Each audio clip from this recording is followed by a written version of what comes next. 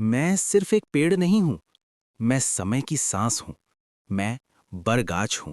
सदियों से खड़ा हूं इस गांव के बीचों बीच। मेरी जड़ों ने मिट्टी को नहीं, इतिहास को पकड़ा है। मैंने देखा है, जब इस धरती पर राजा का राज था, घोड़े दौड़ते थे, नगाड़े बजते थे और मेरे नीचे पंचायत लगती थी। निर्णय होते थे, वचन दिए जाते थे। फिर समय बदला, अंग्रेज आए, लाल कोट, बंदूकें और अजीब सी भाषा। मैंने देखा, डर भी, विद्रोह भी, फुसफुसाहटों में आजादी के सपने भी। मेरी छांव में बैठकर लोग योजनाएं बनाते थे। किसी ने कहा था, एक दिन ये मिट्टी आजाद होगी। और वो दिन आया, झंडा लहराया, ढोल बजे, मेरी पत्तियां भी हवा के साथ झूम उठीं।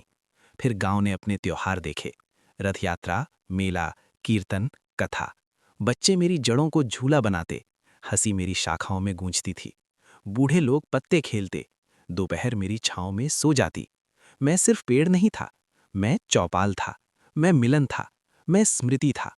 लेकिन समय फिर बदला, सड़क बनी, मेरे आसपास के साथी पेड़ काट दिए गए। मशीनों की आवाज ने पंछियों की चहचहाहट को दबा दिया। जो चिड़िया मेरे भीतर घर बनाती थीं, वो उड़ गईं, शायद किसी और शांत आकाश की तलाश में।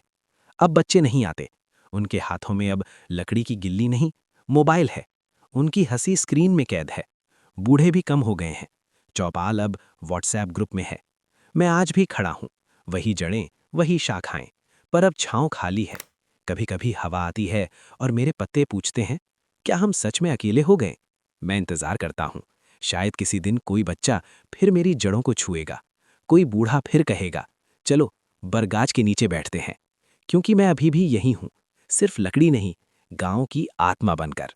एक दिन शायद किसी बच्चे का मोबाइल बंद होगा, शायद वो ऊब कर बाहर निकलेगा, शायद उसकी नजर मुझ पर पड़ेगी।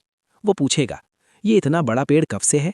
और कोई बुजुर्ग धीमे से कहेगा, जब हम तुम्हारी उम्र के थे तब भी ये ऐसा ही था। उसी दिन मेरी सूखी सी लगती शाखाओं में फिर से हरियाली लौटेगी। क्योंकि पेड़ कभी अकेले नहीं होते, उन्हें बस याद किया जाना चाहिए। मैं आज भी खड़ा हूं, कटे हुए साथियों की याद में, उड़ चुके पंछियों की दिशा में और आने वाली पीढ़ियों की प्रतीक्षा में। मैं गिरूंगा नहीं, मैं टूटूंगा नहीं, मैं बरगाछ हूं। गांव की आखिरी सांस नहीं, अगली शुरुआत हूं।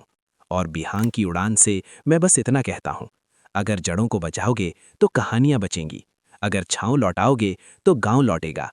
बिहांग स्टोरीज रूटेड इन ओडिशा।